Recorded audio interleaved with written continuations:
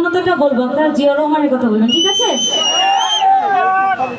উনি কিন্তু চিরস্থায়ী, উনি কিন্তু এখন আমাদের মাঝে আছে না?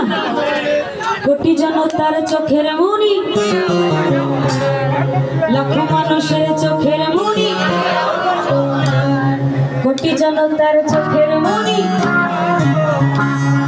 লাখ মানুষের চোখের মনি, কোটি জনতার চোখের মনি।